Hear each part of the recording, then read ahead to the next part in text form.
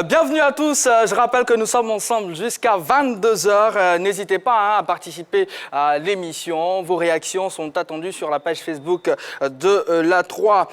Jojo, oui, je suis tellement content. Oui, moi je suis content de t'avoir sur le plateau. Ah oui, moi je suis content de ne pas t'avoir sur le plateau. Ah bon? Ah bon, donc non, il y a longtemps que tu attendais ça? Non, oui, c'est vrai, je t'attendais. En tout cas, c'est bien. En tout cas. Merci. Non, je ne suis pas content parce qu'il est à côté de moi. Et pour bien faire, vous avez la même couleur de veste. Ouais, mais en fait, c'est le styliste. Il est vraiment fort. Avec 20 000 € seulement, ça, c'est juste 20 000 €. Jojo. Pas vraiment cher. Premier carton jaune. J'ai vraiment envie de tester mon matériel et ça fait vraiment plaisir. Oh, yeah. Ça, il dégaine, mal, il dégaine à chaque moment. C'est pas grave. Avant de poursuivre, bien sûr, on va rappeler les titres de LGT News. Athlétisme, dopage, la Bahreïni Salva Eid Nassar, championne du monde en titre du 400 mètres, participera donc aux Jeux de Tokyo grâce à un contrôle manqué finalement annulé. Sport automobile, Nico Rosberg, champion du monde de Formule 1 en 2016, va aligner donc une équipe dans le championnat Extreme E qui débute l'an prochain.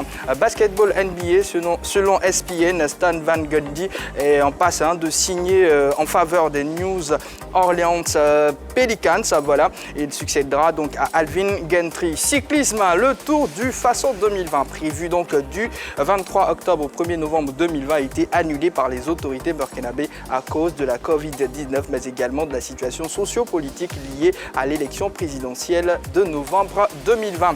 Football à présent, le milieu international ivoirien Christa Eboué vient d'offrir donc 35 paires de chaussures de sport aux catégories U12 et U14 de l'académie Symbiose Foot d'Abobo.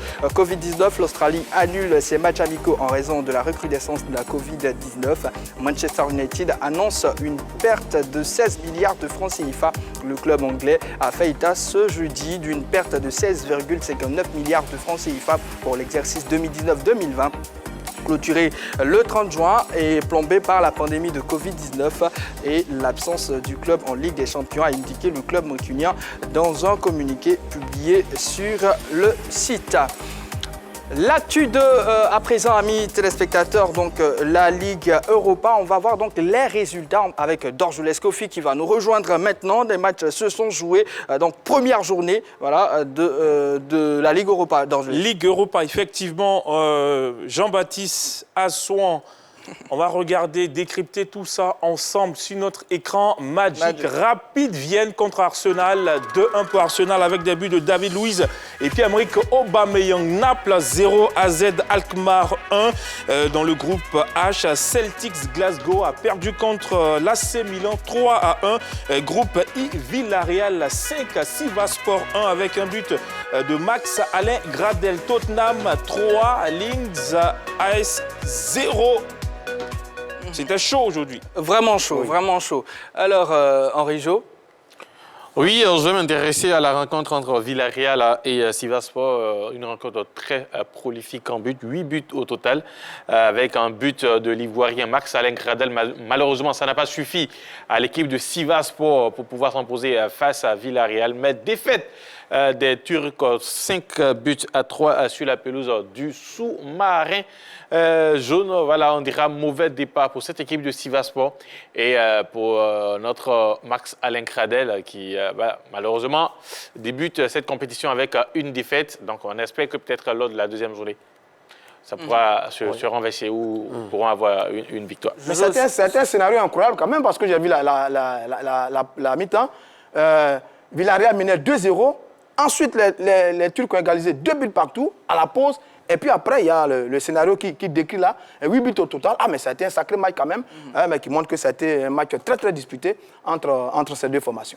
C'est énorme. Jojo, c'est dommage, Gradel n'a pas inscrit le but pour nous. Ah oui, non. Souvent c'est mieux de commencer avec la défaite. Oui, mais il n'a pas inscrit le but pour la Côte d'Ivoire. Ah oui, mais c'est pas grave. Voilà, c'est pas toujours on inscrit le but pour la Côte d'Ivoire. Parce que on l'attend à la CAN, c'est là-bas qu'on veut beaucoup de buts. Quelle CAN? Bon, la CAN qui va venir. Pour l'instant, on joue les éliminatoires. De toute façon, Gradel va jouer une CAN. Donc, on l'attend là-bas. C'est là-bas qu'on l'attend. Ici, là, moi, c'est pas trop mon truc. Roger Stéphane, vous retenez quel match? Rapide de Vienne, Arsenal, 2 buts à 1 pour les Anglais. Pour se jouer quasiment en seconde période. Funtas ouvre le score pour les Autrichiens à la 57e minute.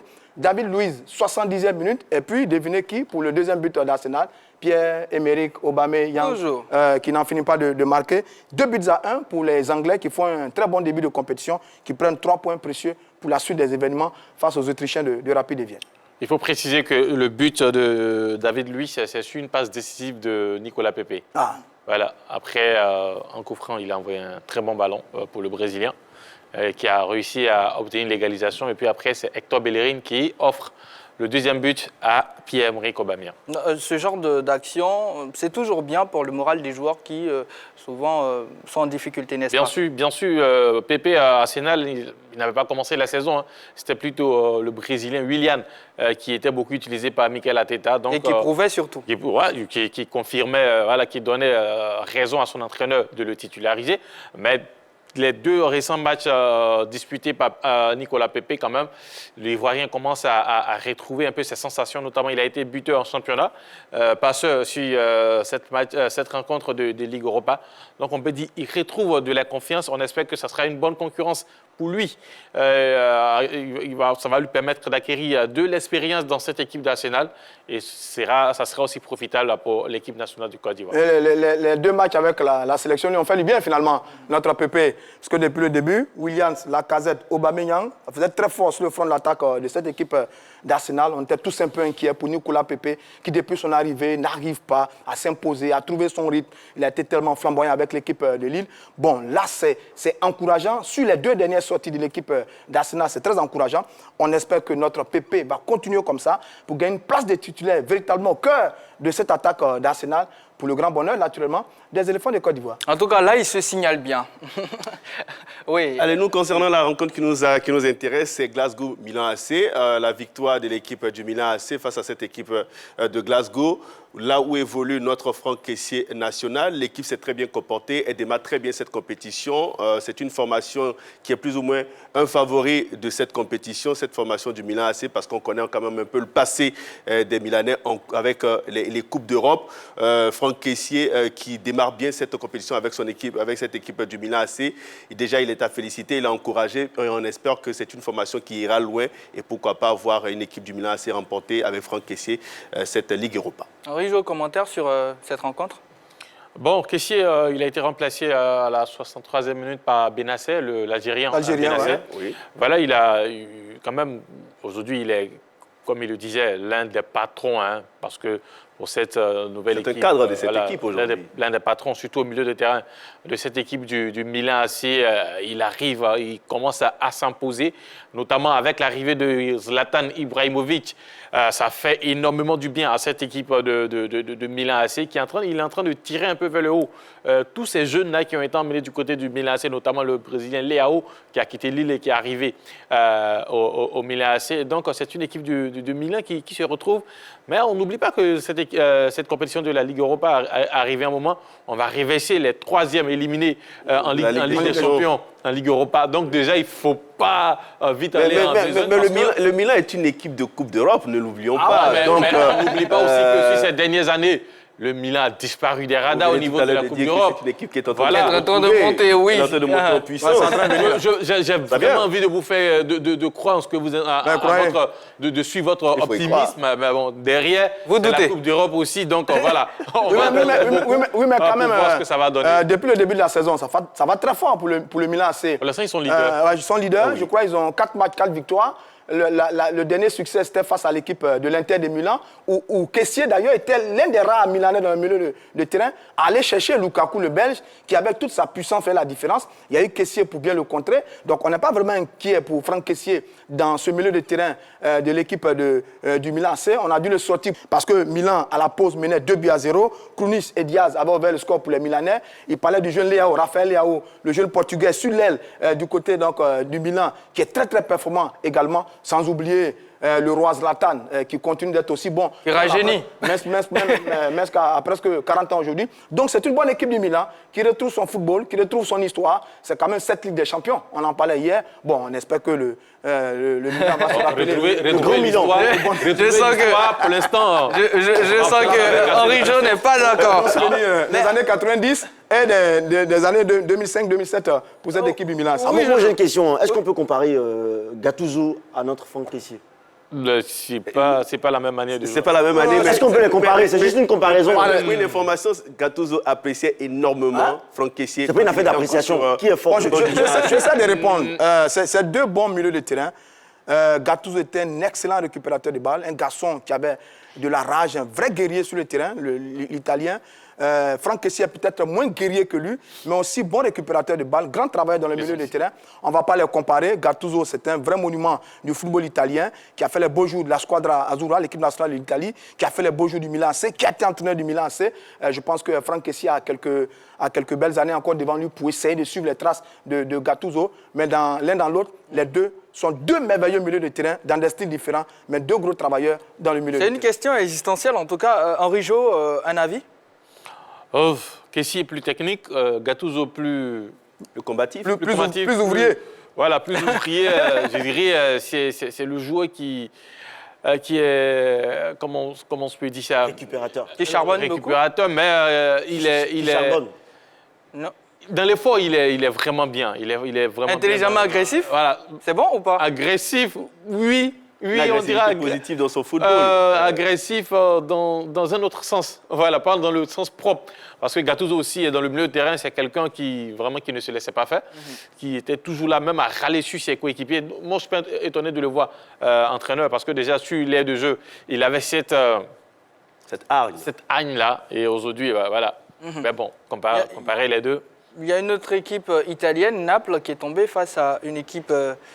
Oui, néerlandaise. Une défaite Akma, surprenante quand même de la Akma, part de cette équipe Akma, napolitaine. oui. Défaite surprenante. C'est une des équipes... Avec Osimhen sur le terrain. Oui, justement. On n'a vraiment pas compris comment elle a pu s'écrouler à domicile face à cette équipe de AZ Alkmaar.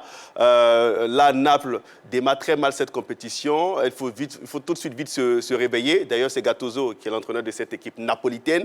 On espère qu'il va reprendre les choses en main et permettre à cette équipe de gagner les prochains matchs à venir. C'est Victor qui a ouvert le score à la 57e minute pour Akma, qui, rappelons-le quand même, sur ces dernières années, fait partie des 4 meilleures formations du championnat de la Hollande. Hein. C'est une bonne équipe, là, qui va faire un très bon résultat du côté donc, de l'Italie. Naples a dominé 70% de possession des balles, mais ils n'ont pas réussi à égaliser et à s'imposer face à cette équipe de Akma. J'ai pu comptabiliser sur les statistiques que j'ai vues avant le début de l'émission. 80 attaques du côté donc, des Napolitains, portées par Victor Osimhen, qui a été buteur sur la dernière journée du championnat avec cette équipe de Naples. Son premier but? Ouais, c'était un faux pas, mais c'est une belle performance pour l'équipe d'Akma qui prend là 3 points précieux pour la suite de cette compétition. Mais qu'est-ce qui n'a pas marché, justement? Parce que là, il y a eu beaucoup d'attaques quand même. Je pense que c'est l'efficacité qui a manqué à cette équipe napolitaine. Moins clinique devant les buts? Oui, moins clinique parce que devant les buts, on a énormément manqué ces occasions côté napolitain. Je crois que c'est des choses à travailler avec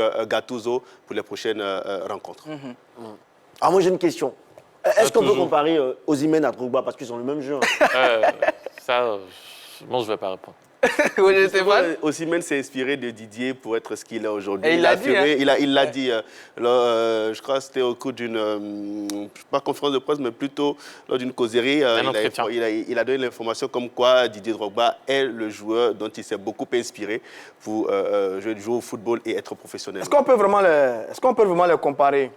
Dédé, c'est une autre dimension quand même hein, par rapport à ce qu'il a fait avec les différents clubs en Europe. Il était à un certain moment au niveau, parmi les meilleurs attaquants au monde. Il a fait de grandes choses, individuellement, collectivement. C'est peut-être, je dis, un cran légèrement au-dessus de Victor Osimhen, mais qui est jeune, qui a 21 ans, qui a peut-être le temps de s'aguerrir, qui a peut-être le temps de s'améliorer, qui a peut-être le temps de gagner encore et beaucoup de matchs à jouer pour arriver au niveau de Didier Drogba, parce que c'est beaucoup de travail. Le professionnalisme, c'est beaucoup de choses. Osimhen, il a été très bon à Lille. Lille qui a cette capacité de fabriquer de très bons joueurs. Il remporte donc le prix du meilleur jeune, du meilleur africain du championnat de France. Là, il est à Naples. Il n'a pas été titulaire dès le début avec cette équipe de Naples. Progressivement, il gagne sa place de titulaire. Il met son premier but lors de la journée passée du championnat. Ça lui permet peut-être de trouver ses repères dans ce championnat d'Italie qui est totalement différent du championnat de France. Mais on espère bien que lui aussi, il pourra suivre les traces de la légende Didier Drogba. Mais j'avoue que ça va pas être facile. Il faut qu'il travaille beaucoup parce que Drogba, c'est une autre dimension. D'accord, c'est bien noté. Henri Jo, le dernier match, Tottenham a écrasé carrément l'Inter ASK. Malheureusement, Aurier n'a pas joué. Aurier était sur le banc, il n'est pas entré. C'est vrai, je dirais malheureusement parce qu'on aurait aimé voir Serge Aurier participer à cette belle victoire de Tottenham dans cette compétition. Mais peut-être il commence à prendre une autre dimension du côté de Tottenham. Parce que le truc, je dirais, les clubs anglais, ils ont cette manie-là souvent, pour ces genres de compétition, de faire jouer les joueurs de... Je ne dirais pas de moins de valeur, mais bon, des joueurs qui n'ont pas l'habitude de jouer en championnat. Notamment, on voit Lucas dans le match et les autres. Donc, victoire de Tottenham, 3-0. C'est mérité. Aurier n'a pas joué, victoire méritée. C'est mérité. Merci beaucoup, Roger Stéphane. Bon, attends, je pense que... Voilà. Merci. Je l'ai eu finalement. Oui, il reste le rouge. Il reste le rouge. Allez, on va se détendre un tout petit peu dans cette émission grâce à la déconnade de notre Jojo.